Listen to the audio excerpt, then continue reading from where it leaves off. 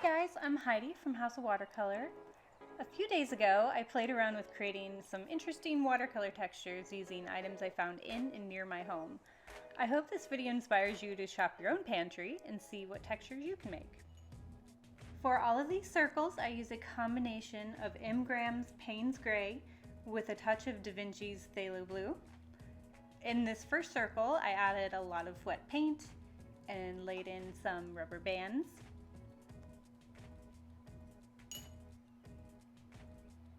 I twisted some up trying to get some interesting textures. Clearly they didn't want to work for me, but there we go. That works. In the second circle, I added some seashells that were collected from the Pensacola beach near my house. I'm hoping that their natural textures will leave a print on the paper once the pigment dries.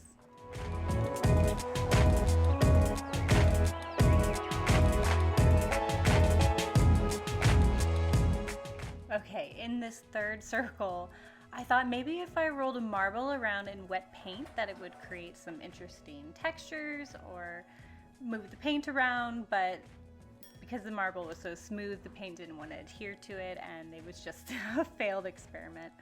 So instead, I decided to add some of my homemade dried walnut ink crystals.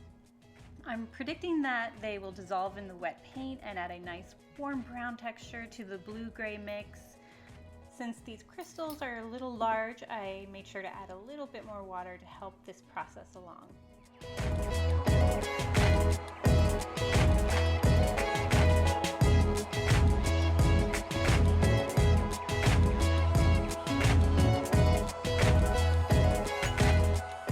In the next circle, I'm going to add rubbing alcohol, which is always so satisfying to drop into the wet paint.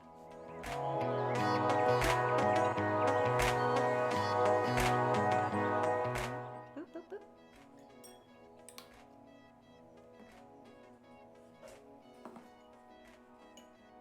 Okay, this next one is a new experiment. I'm using a silicone oven mitt to hopefully dry. It has like a diamond-like pattern. I want to dry that onto the paper surface.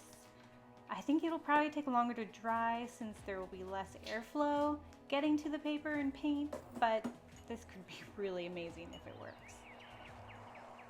Now I'm using what I would call Easter basket filling for this circle. It is made of like this crimped paper it doesn't have the plastic coating on it, so I think it'll absorb the paint quite a bit. We'll see if I added enough pigment and water for this technique to even be successful once it dries, but that is why we experiment. All right, I really hope this next technique experiment works. I'm adding a clear, highly glitter-filled nail polish, as well as like a top coat polish to the wet paint. I'm hoping that they'll create a glossy galaxy look, but since the polish is heavier and a little bit more goopy than the pigment, it might just repel the watercolor, so we'll see.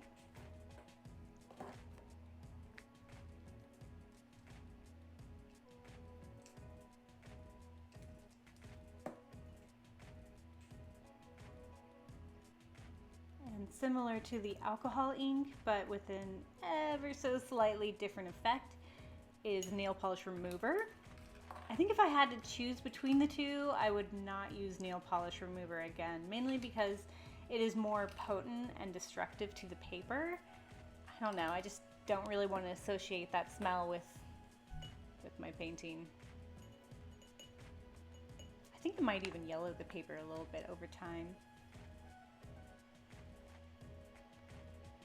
All right, I apologize for this next one. It's a little violent, but I am possibly most curious about how this one will turn out. Oh dear.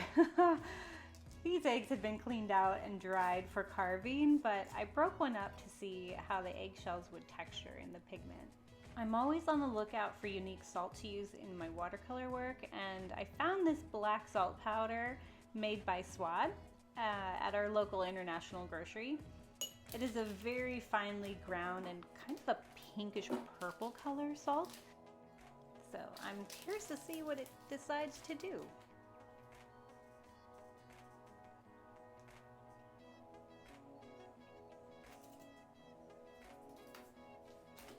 next 3 circles, I'll be adding wax paper, foil, and then press and seal. You'll also see me add some heavy jars on top just to keep them in place as they dry.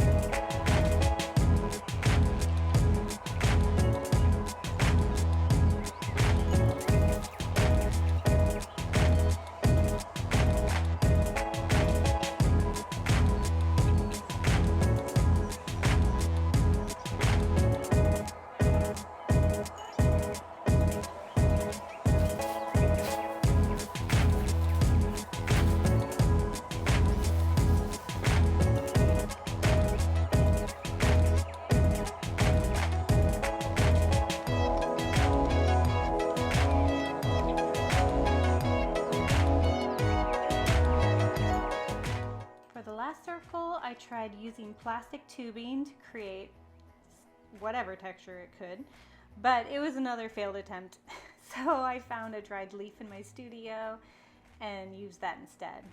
I'm hoping that the leaf will just leave a print of itself on the paper.